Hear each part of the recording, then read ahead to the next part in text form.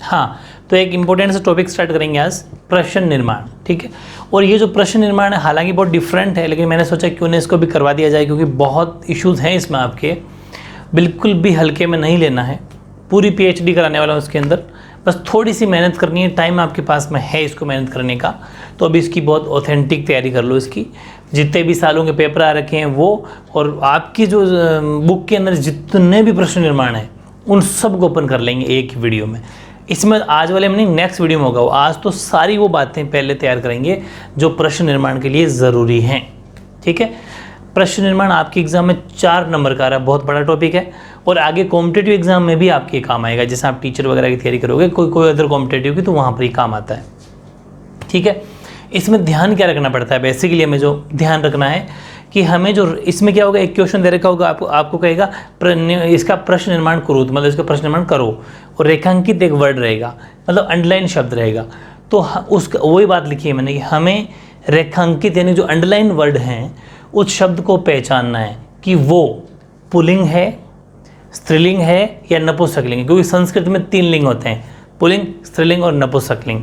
Pulling सब जानते हो, जो पुल्लिंग शब्द होते हैं आराम से, जैसे मतलब जो मेल के नेम, वो फीमेल के नेम स्त्रीलिंग में आ जाते हैं, और नपुंसकलिंग ज़्यादातर वो होते हैं जिनमें जीव नहीं होता, मतलब निर्जीव प्राणी ज़्यादातर। ठीक है, बस इतने में अपना काम हो जाएगा। या फिर परिमाणवाचक हो, परिमाणवाचक का मतलब जिसको अपन मेजरमेंट कर सकें, जिसका अपन मापन कर सकते हैं, जैसे कि बहुत सारा पानी है, 4 लीटर पानी है, ऐसा मतलब जिनका अपन मापन कर सकें। ठीक है, परिमाणवाचक हो गया। समयवाचक जिसमें टाइम दे रखा हो, संख्यावाचक जिसमें नंबर दे रखा हो 8, 10, 15, और स्थानवाचक यानी कि जगह का नाम दे रखा हो। ये सब पता, इन चीज़ों का हमें पता होना चाहिए।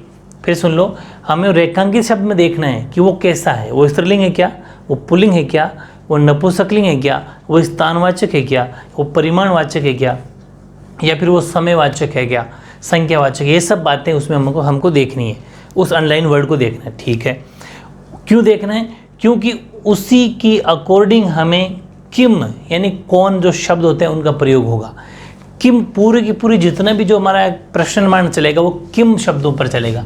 किम का मतलब होता है कौन, तो किम में पुल्लिंग की टेबल आपको याद करनी है, किम शब्द में स्त्रीलिंग की टेबल याद करनी है, और किम शब्द नपुंसकलिंग की टेबल आपको याद करनी है। ठीक है, लेकिन इनको याद करने से पहले कुछ बातें और बताऊँ मैं आपको।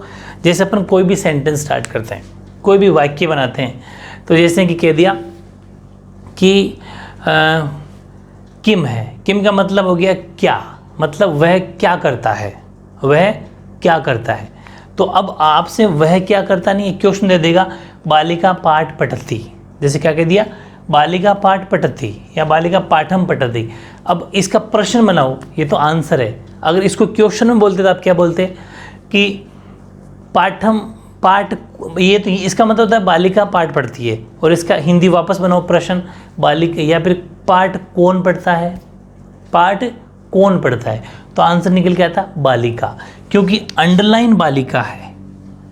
और अगर यहाँ पर ये कर्म, ये तो करता है, सब्जेक्ट ये कर्म है, अगर ये आता, इस पर अंडरलाइन आता, तो क्या कहते हैं अपन, बालिका पाठम पठती, तो मतलब बालिका क्या पढ़ती है, तो पाठम। तो मेरी बात समझ में आ गई। ऐसे क्वेश्चन आपको बनाना है, तो वहाँ पर अपन भरेंगे किम। लेकिन अब पूरी बात को समझना है, किम का मतलब क्या, कह का मतलब कौन, और का मतलब भी कौन।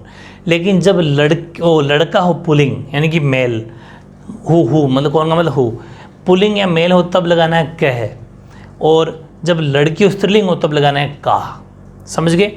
और कदा मतलब व्हेन, टाइम, कब, जब कब हो कि कब गया, वह स्कूल कब गया, तब अपन लगाएंगे कदा।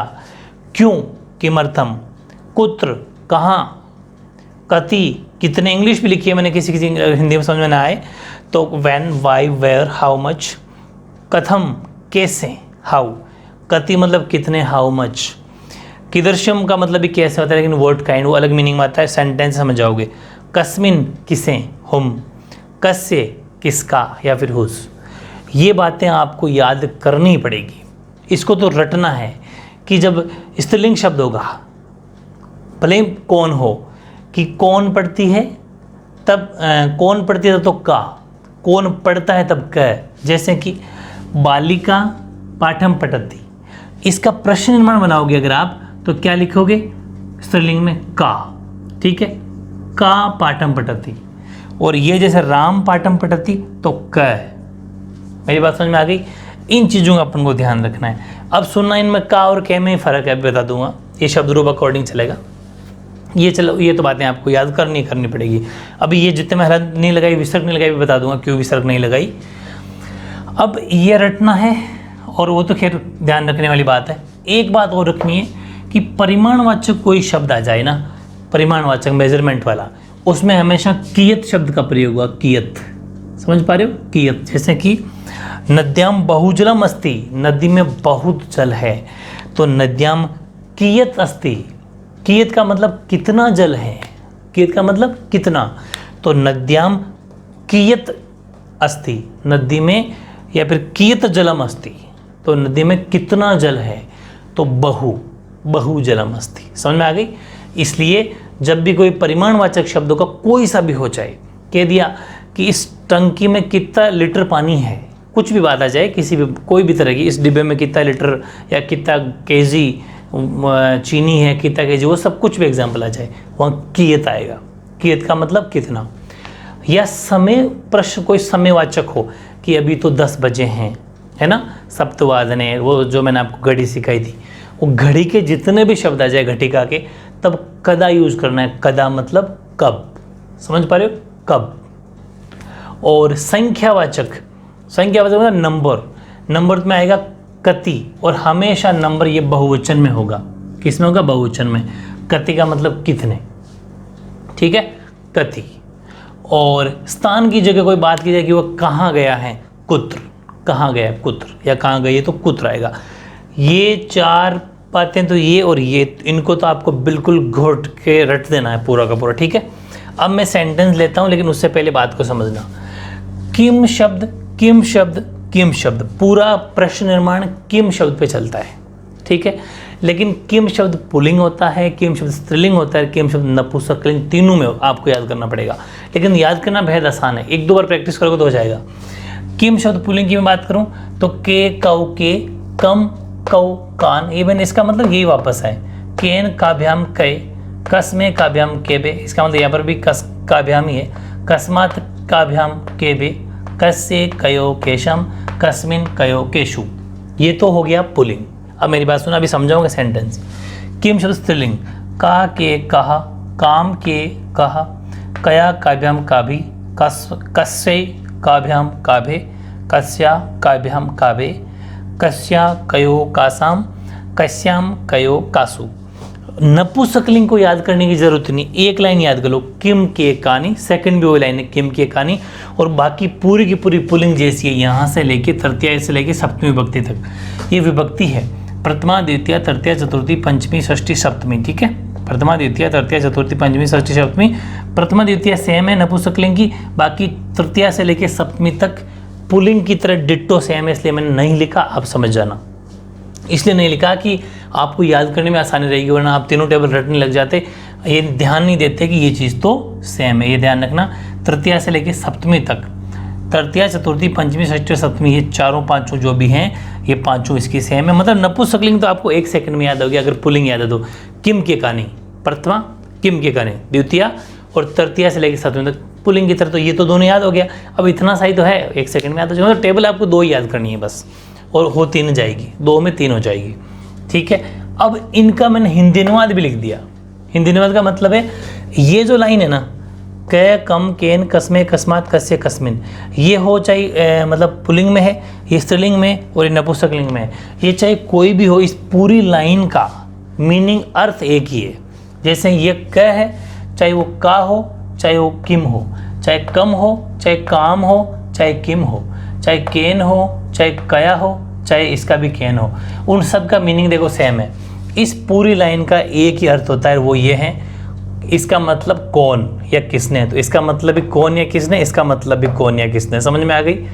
कम किसको, का सॉरी वो काम किसको, किम किसको, केन किसके द्वारा, कया किसके द्वारा, इसमें तो वापस इसी का तीसरा है, केन किसके द्वारा, कस्मे किसके लिए, कस्से किसके लिए, और इसमें तो सेम ही है, फिर नपुंसकलिंग बोल नहीं रहा मैं, समझ जाना आप। पर पंचमी कस्मात, किससे अलग, ठीक है, किससे अलग, अलग के अर्थ में होता है। फिर पंचमी कस्या, किससे, फिर एक वो तो सेम है। फिर कस्य, किसका, किसके, किसकी, ठीक है, यानी कि कस्या क्या हो जाएगा, किसका, किस, कस्य था और यहाँ पर है कस्या, तो किसका, किसकी, किसकी। फिर कस्मिन, कस्मिन हो चाहे इसका कस्याम हो, किस में, किस पर। मतलब मेरा कहने का मतलब है इस पूरी लाइन का मैंने अर्थ लिख दिया। समझ में आ गया आपकी।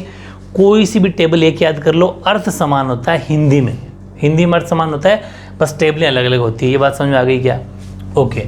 फिर बात आती है द्विवचन और बहुवचन की, दोनों एक साथ लिख दी मैंने। ये तो है द्विवचन, द्विवचन, ठीक है, ये तो द्विवचन है और ये बहुवचन है, ठीक है, ये बहुवचन है आपकी। ओके, ये बहुवचन है। जैसे कि कौ, कौ मतलब किन दोनों ने, किन दोनों को, किन दोनों के द्वारा, किन दोनों के लिए, किन दोनों से अलग, किन दोनों, हाँ वो ये होगा, ठीक है, किन दोनों का, किन दोनों में। मतलब ये लाइन वाइज पूरी साथ के साथ है। किन दोनों ने, किन दोनों को, किन दोनों के द्वारा, किन दोनों के लिए, किन दोनों से अलग, किन दोनों का, किन दोनों में, ठीक है। 2 2 4 2 6 1 7, पूरी की पूरी 7 हो गई। जो ये अर्थ इसके थे वही ये अर्थ है, सेम टू सेम। बात आती है बहुवचन इस पूरी लाइन की। किन सभी ने, किन सभी को, किन सभी के द्वारा, किन सभी के लिए, किन सभी का, अलग होने के अर्थ में, किन सभी का, किन सभी में। इन चीज़ों को आपको ध्यान रखना है। यहाँ हो जाएगा किन सभी से, किन सभी से, किन सभी का, किन सभी में। मतलब इनका हिंदी अनुवाद भी आना ज़रूरी है, सेंटेंस आएगा तब पता चलेगा। जैसे कि बालिका पाठम पठति। अब बालिका कौन सा शब्द है, स्त्रीलिंग है या पुल्लिंग है या नपुंसकलिंग है? आपने तुरंत माइंड क्लिक कर दिया कि तो स्त्रीलिंग है, बिल्कुल सही। आ जाओ, स्त्रीलिंग शब्द भी ये रहा। तो ये है बालिका पाठम पठति, बालिका पाठ पढ़ती हैं। तो बालिका मतलब क्वेश्चन इसका जब बनाओगे तो क्या लिखोगे, जिसको अंडरलाइन है उसको हटाना है, बाकी ये तो एज इट इज रहेगा। ये पाठम पठति तो बिल्कुल वो का वो उतारना है नीचे, बस इसकी जगह चेंज करना है। क्या चेंज करना है? बालिका पाठम पठति। इसका प्रश्न बनाओ तो क्या लिखोगे, कौन पाठ पढ़ती है, कौन। और कौन का मतलब होता है लड़की के लिए का। मतलब ये है कि एक वचन है, बालिका अभी यहाँ पर एक वचन है। पूरी बात ध्यान समझना। का तो आएगा लेकिन का कौन सा आएगा, हलंत वाला आएगा, ओनली का आएगा। तो ओनली का आएगा, क्यों? क्योंकि लड़की एक है, बालिका, तो आ जाएगा का। समझ गए? फिर आ जाए बालिके, मतलब बालिके द्विवचन, एक से ज्यादा, तो यहाँ पर आता के पाठम पठति। मतलब सेम ही है, मतलब इसका हिंदी में होगा किन दोनों ने, बालिके पाठम पठति, बालिके मतलब 2 बालिकाओं ने पाठ पढ़ा। तो प्रश्न क्या बनाओगे, किन दोनों ने पाठ पढ़ा। किन दोनों का मतलब के, क्योंकि के का मतलब है द्विवचन, के का मतलब है किन दोनों ने। को का मतलब भी किन दोनों ने। मेरी बात समझ में आ गई ना? Very good. फिर है बालिका, क्या है? बालिका मतलब बहुत सारी बालिका, बहुवचन। तो यहाँ पर क्या आ जाएगा, काह, काह पाठम पठति। मतलब काह का मतलब किन सभी ने, सभी बालिकाओं ने पाठ पढ़ा। प्रश्न क्या बनाओगे, किन सभी ने, सभी बालिकाओं ने, मतलब का। तो ये इन का के का जो आपने यूज़ किया, ये तभी कर पाओगे जब आपको ये शब्द रूप, मतलब एक तरीके से ये जो टेबल है ये याद होगी तब, कि बालिका एक वचन है तो एक वचन के लिए मैंने कहा था कि वही संग वचन, वही सब कुछ वही आता है, उसके अकॉर्डिंग भरना है। बालिका एक वचन है तो एक वचन ही भरा जाएगा यहाँ पर। समझ गए? अगर बालिकाएं एक से ज़्यादा है, 2 वचन, द्विवचन है तो द्विवचन भरा जाएगा, बहुवचन है तो बहुवचन भरा जाएगा। समझ गए? जैसे नद्याम बहुजलम अस्ति, तो ये इन टेबल का नहीं है, वो अलग रूल है, इन 4 में से, ये 4 अलग है। 1 2 3 3 टेबल अलग फॉर्मेट है उसका, और ये 3-4 जो खास खास बातें होती है, यहाँ से सेंटेंस आपके पक्का आता है। मैं जैसे ही आपके आए हुए एग्जाम में सेंटेंस लूँगा तो आपको बहुत हेल्प रहेगी, लेकिन इन सब को पहले याद करके रखना, ठीक है? जैसे कि नद्याम बहुजलम अस्ति, नदी में बहुत जल है, तो यहाँ पर अपन ने बहुजल जो लिखा मतलब अपन ने इसका परिमाण की बात कह दी। तो नद्याम ये तो एज इट इज रहेगा, अस्थि भी एज इट इज रहेगा, चेंज क्या होगा, जलम तो सेम ही रहेगा, लेकिन बहुजलम की जगह क्या आ जाएगा, कियत जलम। ठीक है, कियत जलम या कियत। ठीक है, तो नद्याम कियत जलम अस्ति, नदी में कितना जल है, बहु। समझ गए। सेकंड है राम पाठम पठति। तो अब राम, तुरंत जो अंडरलाइन शब्द उसको देखो, जो रेखांकित शब्द है उसको पहचाना है कि वो पुल्लिंग है या स्त्रीलिंग है या नपुंसकलिंग। तो अपने देखा राम तो पुल्लिंग है, राम पुल्लिंग है, तो राम पुल्लिंग है तो पुल्लिंग शब्द के अकॉर्डिंग चलेंगे। और राम एक है, दो हैं, दो से ज़्यादा है, एक है, दो हैं, दो से ज़्यादा है, एक है, तो कह है पाठम पठति, राम पाठ पढ़ता है। तो आंसर क्वेश्चन क्या बनेगा, कौन पाठ पढ़ता है, कह, है ना इजी। तो इसलिए आज का होमवर्क क्या है, नेक्स्ट वीडियो के लिए जो आपको 4 नंबर दिलाएगा उसके लिए आपको ये याद करना है, ये प्रश्नवाचक शब्द होते हैं, फिर ये याद करना है और मेन ये टेबल याद करनी है। ठीक है, मेन टेबल हैं दोनों, ये 1, 2 और 3 से तो वैसे ही हो जाएगी, 2 टेबल मानो, और उनका हिंदी में अनुवाद जरूर करना, भले ये हो या ना हो।